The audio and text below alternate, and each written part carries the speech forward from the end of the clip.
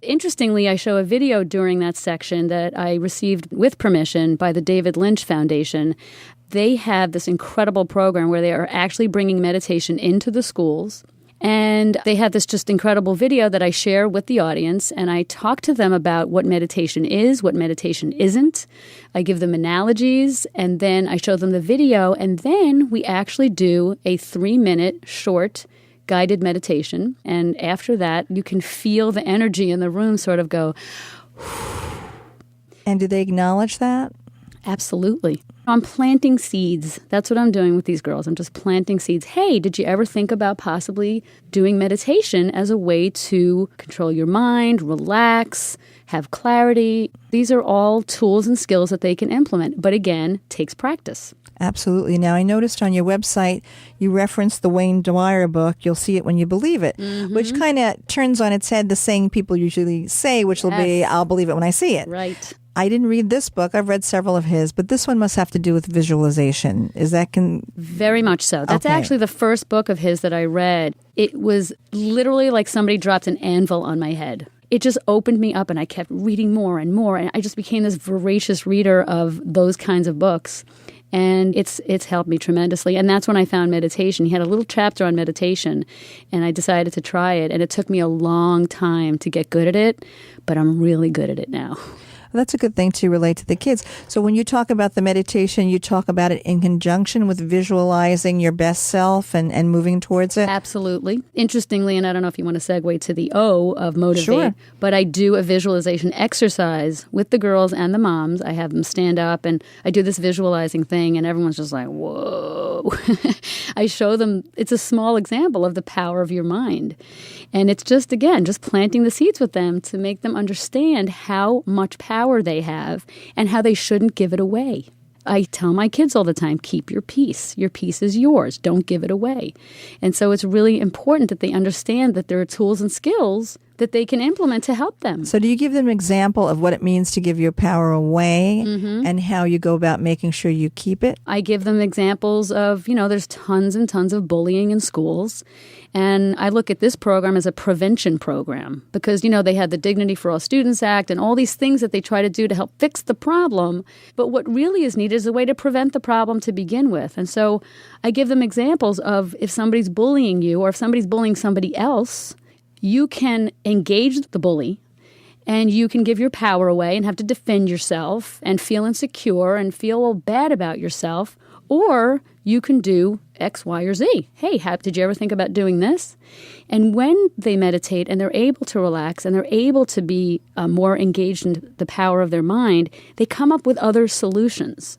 It's a very empowering, freeing thing when a kid, and these kids share some stories about bullying, you can see it in their eyes. They're like, oh, I guess I don't have to do it that way, because I tell them when somebody bullies, it says a lot more about them than it does about you. So if you're going to allow those words and those actions to determine who you are, then you're the one that has to shift your thinking. I tell them, keep your peace. Either walk away, get another adult, look at them in the face and go, oh, really? Oh, really? So? And just diffuse it. I was bullied. And I defended myself up and down. And it never got me anywhere. Exhausting. And it only got me more bullying. That's right. all it got. There's got to be a way to stop it. And that's a big hot topic these days, because now it's not just the regular bullying where somebody out in the schoolyard, it's the cyberbullying, which can take place 24 hours a day and without adult eyes there. All right, the O is optimism, right? So what examples do you give to prove what actually it is and the value of it? Well, I really try to share with them that optimism, it means thinking positively. But what I really get at with the girls and their moms is that your thoughts are choices. And once you get that and you realize that all the stinky thinking that you're doing is a sort of like perpetual catch-22, and you catch yourself stinky thinking, you can actually giggle. You can go, oh my God, there I go again with that stinky thought. Once you catch yourself having stinky thinking, you can actually learn to replace it. Very slowly. You catch yourself going, oh, I'm not good enough. Oh, I'm not pretty. Oh, I'm too fat. Oh, whatever. And then go, oh my God, that's me doing that again. I'm going to stop it right now. And I'm going to say, no, I'm beautiful. And you have to keep saying it to yourself until you get your body and your mind and your soul into a different place. And you will get there if you keep doing that. because the stinky thinking can perpetuate itself too. And so I try to teach them that thoughts are choices and that you need to choose the ones that are going to serve you.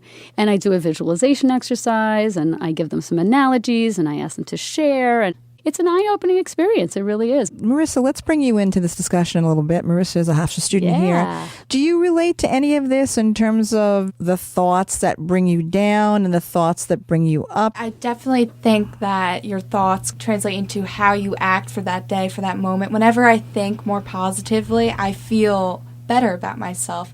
Whenever I think like negative thoughts, that usually my day goes pretty bad. When I was younger, I had a lot more negative thoughts about myself, and as I grew older and I learned about myself more, I just learned that you have to think positively no matter what other people say about you, or if you're bullied, and I've been bullied, you kind of have to tell yourself that it doesn't matter, that it's more important what you think of yourself than what anyone else thinks of you. I just wanted to share one other thing that I think your audience will appreciate, and that is I talk to the girls about doing something called living from the inside out, because a lot of people tend to define themselves by other people's acceptance, other people's approval. And if you go through life like that, you really are just constantly in search of. And the truth of it is that a happier life and a healthier life really starts from within you. And if you can start feeding yourself the thoughts that serve you, and if you can start making changes that affect you in a positive way, then you'll see it on the outside. Most people look for it on the outside, and they define themselves and feel good about themselves based on what's going on externally. And that's just so opposite of what it takes to really, really be happy and content in life. So the younger I can tell these girls about this stuff, I think the better off their futures will be, honestly. All right, so T is for tolerance. Yep. You have a really beautiful song, and music is an important part of this, isn't it? Very much so. I'd like to play the song right now. It's a beautiful song, and the title is We Were All the Same, and then we'll talk about it for a moment.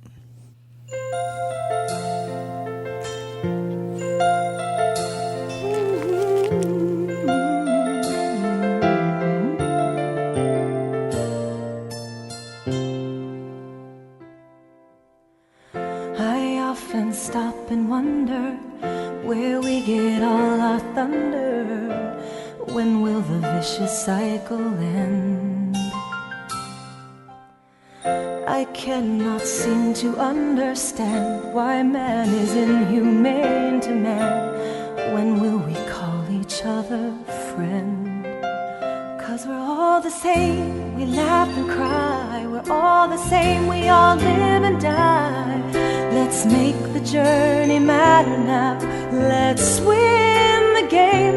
We're all the same, when cut we bleed. We're all the same, we all have a need to love and to be loved and to let peace reign. We're all the same.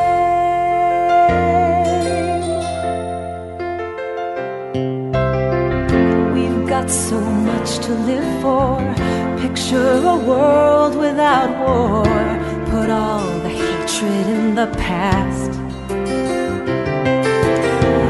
This wouldn't make quite a story to leave our children glory, the kind of glory that will last. 'Cause we're all the same, we laugh and cry. We're all the same, we all live and die. Let's make the journey matter now. Let's win the game. We're all the same, when cut we bleed. We're all the same, we all have a need to love and to be loved and to let peace reign. We're all the same. Look at your neighbor and think of what would happen if danger came to our world.